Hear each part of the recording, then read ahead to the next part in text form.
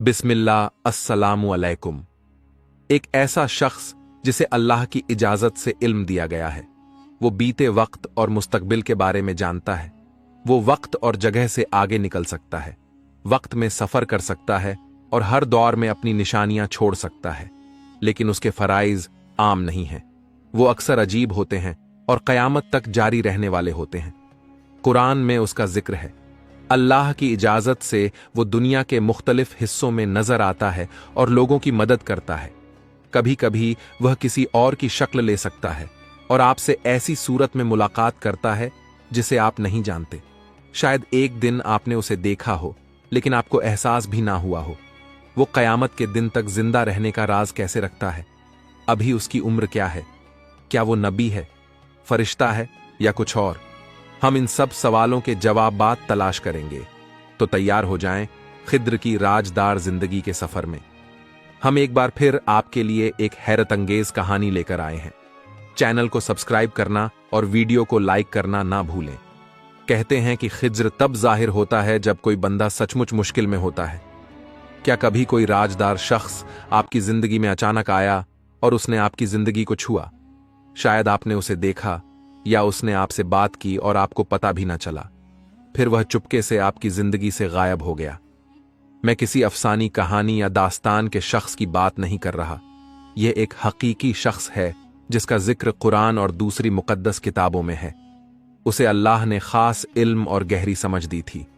एक नबी भी उसका शागिर्द बना और उससे अल्लाह के दिए हुए हैरतंगेज इल्म सीखने की कोशिश की। कुरान में उसका नाम सीधा नहीं लिया गया, लेकिन सूरह अल काफ में एक ऐसे बंदे का जिक्र है जो एक अजीब सफर पर निकलता है।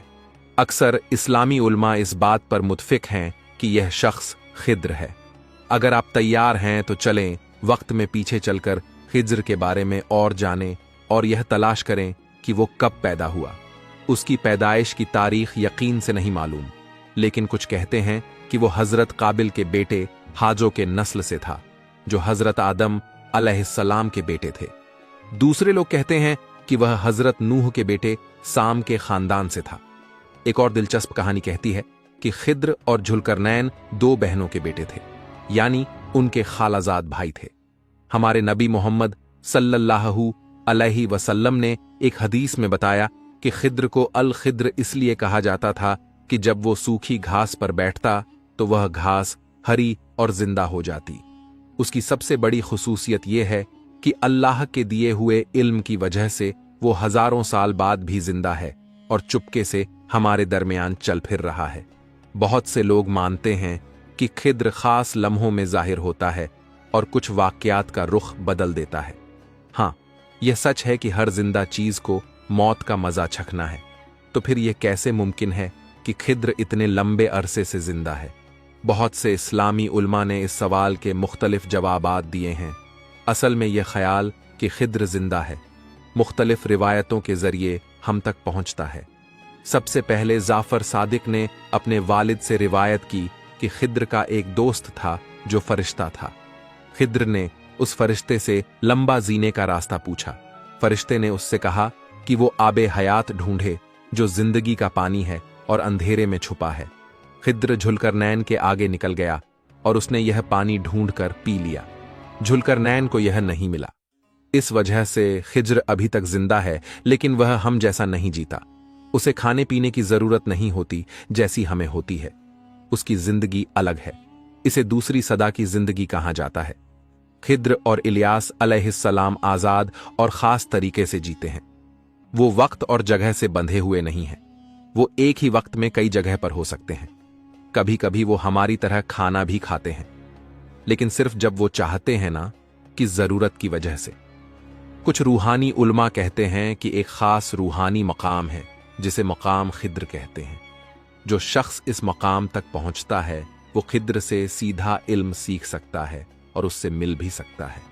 खिद्र मुश्किल वक्त में लोगों की मदद करता है, उनके मसाइल हल करता है अल्लाह की इजाजत से। वो एक ही वक्त में कई जगह जाहिर हो सकता है और लोगों की मदद करता है। वो उन लोगों का साथ देता है जो अल्लाह की इताअत और उसके रास्ते पर चलते हैं। उसकी मदद ऐसी जगह से आती है जहां से लोगों को उम्मीद भी नहीं होती और अक्सर लोगों को पता भी नहीं चलता। वह किसी और शख्स की शक्ल भी ले सकते हैं। खिदरी के पास अल्लाह का दिया हुआ खास इल्म है जिसे इल्म लदूनी या इल्म गैब कहा जाता है। इसमें बीते हुए और आने वाले वक्त शामिल है। यह इल्म किताबों से नहीं सीखा जा सकता। यह अल्लाह का इनाम और रहमत है। खिज्र को यह इल्म दिया गया है। एक रिवायत के मुताबिक अलबरा ने बताया कि दुनिया में 4 अंबिया जिंदा हैं और वह जमीन के लोगों के लिए हिफाजत का जरिया है। 2 जमीन पर हैं, खिद्र और इलियास अलसलाम, और 2 आसमान में हैं, ईसा और इदरीस अलसलातो अस्सलाम। अक्सर इस्लामी उल्मा कहते हैं कि खिद्र एक नबी है, लेकिन यह इख्तलाफ है कि क्या वो लोगों के लिए रसूल थे। खिद्र और इलियास अलसलाम के लिए जिंदगी और मौत में ज्यादा फर्क नहीं। वह एक ऊंची सतह की हमेशा की जिंदगी तक पहुंच गए हैं। खिद्र और झुलकरनैन हर रात झुलकरनैन की बनाई हुई दीवार पर मिलते हैं। हर साल वो हज और उम्रा करते हैं। एक घूंट जमजम का पानी पीते हैं और यह उनके लिए पूरे साल के लिए काफी होता है। इब्ने असाकिर ने इब्ने इसहाक से रिवायत की कि जब हजरत आदम का इंतकाल होने वाला था, उन्होंने अपने बच्चों को जमा किया और कहा, ए मेरे बच्चों, अल्लाह जमीन पर सजा भेजेगा। मेरी लाश को एक गाड़ में रखो। जब सजा खत्म हो तो मुझे शाम की जमीन में दफना देना। इसके बाद हजरत आदम अलैहिस्सलाम का इंतकाल हो गया। उनकी लाश कुछ वक्त तक उनके बच्चों के पास रही। जब अल्लाह ने हजरत नूह अलैहिस्सलाम को नबी बनाया तो उन्होंने लाश अपने साथ रखी। जब तूफान आया और जमीन पानी से भर गई, नूह ने अपने 3 बेटों से कहा कि लाश गार में ले जाएं और दफना दें, लेकिन उन्होंने कहा कि जमीन खौफ और खतरे से भरी है, हम रास्ता नहीं जानते, इंतजार करें कि लोग बढ़े और दुनिया महफूज हो जाए। नूह ने जवाब दिया। आदम ने अल्लाह से दुआ की थी कि जो उसे दफनाए वो कयामत तक जिंदा रहे। फिर भी लाश वैसे ही रही जब तक खिद्र नहीं आए। खिद्र ने आदम अलसलाम को दफनाया और इस वजह से अल्लाह ने उसे जब तक वह चाहे जिंदा रहने की इजाजत दी। जैसे कि पहले बताया, खिद्र मुख्तलिफ लोगों की शक्ल ले सकता है। एक बड़े इस्लामी आलिम इमाम रब्बानी ने अपनी किताबों में लिखा कि एक सुबह उन्होंने खिद्र और इलियास अलसलाम को रूहानी शक्ल में देखा। खिद्र ने रूहानी अंदाज में बात की और कहा, हम रूहों की दुनिया में हैं। अल्लाह ने हमें रूहों को ऐसी ताकत दी है कि हम इंसानी जिस्मों की शक्ल ले सकते हैं और उनकी तरह नजर भी आ सकते हैं। लेकिन यह जरूरी है कि हम इस कहानी के नुक्तों की हकीकत समझें ताकि आप भटक ना जाएं। इस कहानी के बहुत से हिस्से कुरान और हदीस से साबित हैं, जैसे मूसा और खिज्र का सफर, 3 वाक्यात, इल्म रदूनी और परिंदे के कतरे वाली मिसाल। यह सब सूर अल काफ और सही बुखारी से साबित है। लेकिन कुछ नुक्त ऐसे हैं जो कुरान और हदीस में नहीं मिलते। मसलन खिज्र का वक्त में सफर करना, शक्ल बदलना, हजारों साल जिंदा रहना या कयामत तक मदद करना, यह सूफी रिवायतों या फोकलोर का हिस्सा है, लेकिन सही हदीस से तस्दीक नहीं होती। इसी तरह खिद्र के काबिल या शाम के नस्ल से होना, झुलकरनैन के साथ कजिन होना, आबे हयात पीना, आदम की लाश दफनाना या हर रात झुलकरनैन की दीवार पर मिलना, यह सब इजराइलियत या वीक रिवायत है जो कुरान और हदीस में नहीं है। 4 जिंदा नबियों का नुक्ता भी इख्तलाफी है। सिर्फ हजरत ईसा अलसलाम का जिंदा होना सही है। हमने ये सब इसलिए बताया ताकि आप कुरान और सुन्नत की रोशनी में सच जानें। जो सही है उस पर यकीन करें और जो रिवायत या कहानी है उसे दिलचस्प दास्तान के तौर पर सुन लें, लेकिन यकीन के लिए सिर्फ कुरान और हदीस को अपनाएं। तो अब चलें खिद्र की सबसे मशहूर और राजदार कहानी की तरफ, जो कुरान और हदीस में बयान की गई। खिद्र ने मूसा अलैहिस्सलाम को गैबी इल्म सिखाया। यह उस वक्त हुआ जब फिरौन रेड सीन में डूब गया था। इस बड़े वाक्य के बाद मूसा ने अपनी कौम को महफूज जगह पर ले गए। उनकी कौम उनके इल्म से हैरान थी। एक शख्स से रहा न गया और पूछ लिया, ए मूसा, क्या जमीन पर कोई आपसे ज्यादा इल्म वाला है? मूसा ने सच्चे दिल से जवाब किया, मुझे नहीं मालूम कोई ऐसा है। उस वक्त अल्लाह की तरफ से वही आई। अल्लाह ने बताया कि जमीन पर एक बंदा है जिसे अल्लाह ने आपसे ज्यादा इल्म दिया है। अल्लाह ने कहा, 2 दरियाओं के मिलने की जगह पर हमारा एक बंदा है जिसे तुमसे ज्यादा इल्म दिया गया है। मूसा ने पूछा, ऐ मेरे रब, मैं उसे कैसे ढूंढूं? अल्लाह ने कहा, एक मछली अपने साथ ले जाओ और उसे टोकरी में रखो। जहां मछली गायब हो जाए वहां मेरा बंदा है। अक्सर इस्लामी उल्मा इस बात पर मुत्तफिक हैं कि कुरान में जिक्र किया गया यह बंदा खिद्र है। तो मूसा अपने जवान मददगार यूशा के साथ 2 दरियाओं के मिलने की जगह के लिए निकल पड़े। लंबे सफर के बाद वो एक चट्टान के पास रुककर आराम करने लगे। वहां वो सो गए। जब वह सो रहे थे, टोकरी में रखी मछली जिंदा हो गई और समुंदर में कूद गई। जब यूशा उठा, उसने देखा कि मछली गायब है, लेकिन वो मूसा को बताना भूल गया। जब मूसा उठे तो उन्होंने सफर जारी रखा। कुछ देर चलने के बाद मूसा अलसलाम ने कहा, हमारा खाना लाओ, हम बहुत थक गए। तब यूशा को मछली याद आई और उसने कहा, मछली गायब हो गई, मैंने देखा लेकिन आपको बताना भूल गया। मूसा फौरन खुश हुए और बोले, यही वो जगह है जिसे हम ढूंढ रहे थे। वो वापस उस चट्टान के पास गए। वहां से थोड़ी दूर एक शख्स दिखा जो चद्दर लपेटे हुए अपने आसपास देख रहा था। वो शख्स खिद्र था। मूसा उसके पास गए और बोले, मैं मूसा हूं।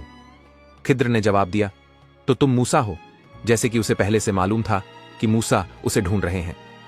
मूसा अलसलाम ने पूछा, क्या तुम वही हो जिसके बारे में अल्लाह ने बताया कि तुम्हारे पास वो इल्म है जो मेरे पास नहीं? खिद्र ने कहा, हां, यह सच है। अल्लाह ने मुझे ऐसा इल्म दिया जो तुम्हारे पास नहीं। मूसा ने जोश से कहा, क्या मैं तुम्हारे साथ चल सकता हूं ताकि तुम्हारा इल्म सीख सकूं?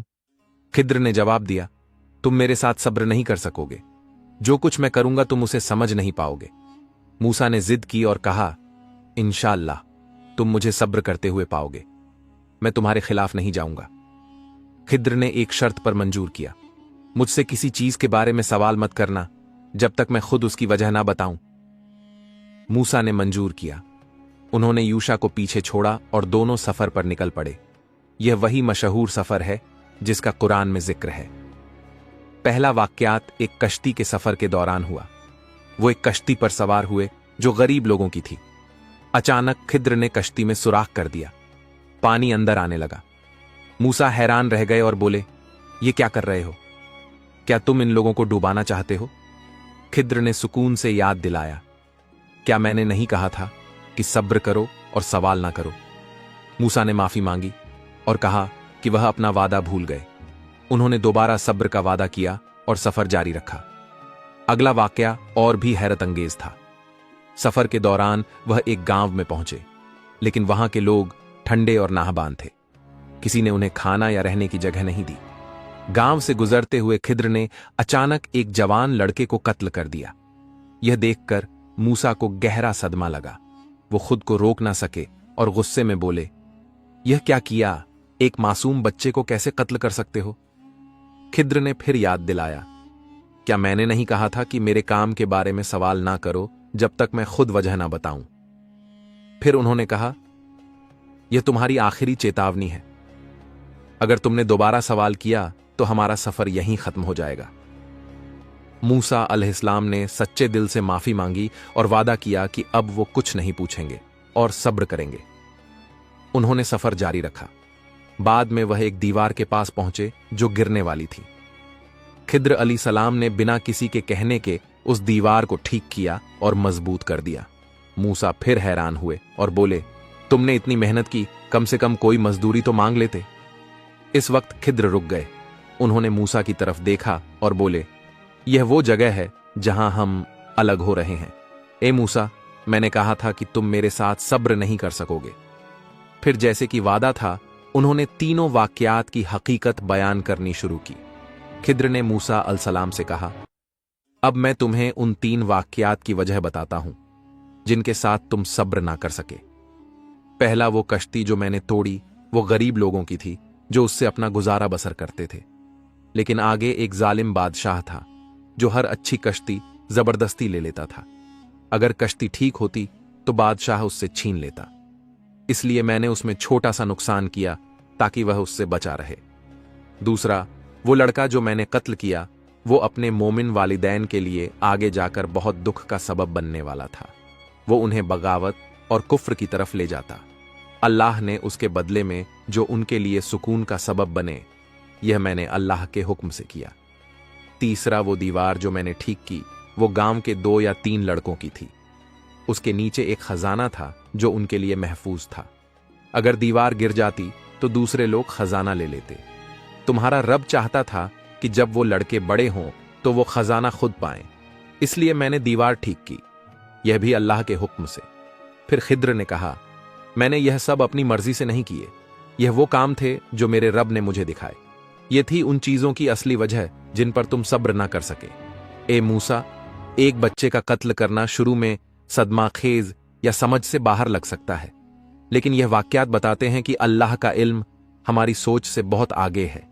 एक बड़े नबी जैसे मूसा भी इसे फौरन नहीं समझ सके, तो यह फितरी है कि हम भी इसे समझने में मुश्किल महसूस करें। खिद्र अल्लाह का एक खास बंदा था जिसे अल्लाह ने गैबी इल्म दिया। इस इलाही इल्म के जरिए खिद्र वह सच्चाई देख सकता है जो हम नहीं देख सकते, और इंसानी काबिलियत से आगे का काम कर सकता है। जब दो दरियाओं के मिलने की जगह पर एक छोटा सा परिंदा समुंदर के किनारे आता है और अपनी चोंच से एक कतरा पानी लेता है, खिद्र ये मूसा को दिखाता है और कहता है, ए मूसा, इस परिंदे की चोंच में जो कतरा है वो हमारे इल्म की तरह है, और बाकी जो समुंदर है यह पूरा अल्लाह के इल्म की तरह है। यह लम्हा एक बहुत ताकतवर मिसाल है जो बताता है कि हमारा इल्म कितना महदूद है और अल्लाह का इल्म कितना अजीम है। अल्लाह के रसूल ने एक हदीस में कहा, अल्लाह मूसा पर रहमत करें, काश वो खिद्र के साथ सब्र करते और हमें उनके सफर के बारे में और बताते। मैं कितना चाहता कि ऐसा होता, और बाकी अल्लाह बेहतर जानता है। हर चीज चाहे जिंदा हो या गैर जिंदा इस कायनात में एक काम के लिए बनाई गई है। यहां तक कि छोटा सा सेल भी अपनी जगह जानता है इस मुकम्मल निजाम में। खिद्र अल सलाम को फितरत के तवाजून की जिम्मेदारी दी गई है। इज़राइल अल सलाम को रूहें लेने का काम दिया गया है। पत्थर, बारिश, दरख्त और छोटे से कीड़े सबका एक खास काम है। कायनात में हर चीज मुकम्मल तरतीब से काम करती है उन लोगों के जरिए जिन्हें अल्लाह ने मुकर्रर किया है, और जो वाकयात हमें बुरे लगते हैं वह भी इस इलाही निजाम का हिस्सा होते हैं। कभी हम सोचते हैं कि वायरस दुनिया में फैल गया और हम मर रहे हैं, या जंगों में बच्चे अपनी जान गंवा रहे हैं। हमारी महदूद अक्ल के साथ यह सब अंधेरा और नाउद लगता है, लेकिन यह कहावत कि हर चीज में कोई भलाई है बेवजह नहीं, क्योंकि भलाई का मतलब सिर्फ खुशनुमा वाकयात नहीं होता। कभी हम ऐसे हालात के सामना करते हैं जो बुरे लगते हैं, लेकिन अगर हम कहें कि अल्लाह ने इसके पीछे कोई वजह रखी है, भले ही अभी हम ना समझे, तो अल्लाह हमें उसकी छुपी हुई हिकमत दिखाना शुरू कर देते हैं। लेकिन अगर हम ऐसे वाकयात का सामना नाउदी से करें तो हिकमत देखना और भी मुश्किल हो जाता है। तो दोस्तों, यह थी खिद्र अलैहिस्सलाम की राजदार जिंदगी की कहानी। अगर आपको यह वीडियो पसंद आई तो लाइक और हमारे इल्म का जोन अजीज को सब्सक्राइब जरूर करें। अपनी दुआओं में हमें याद रखें, और अगर आपका कोई तजुर्बा या सवाल है तो कमेंट में शेयर करें। अल्लाह हमें हक समझने की तौफीक दे। आमीन या रब्बुल आलमीन।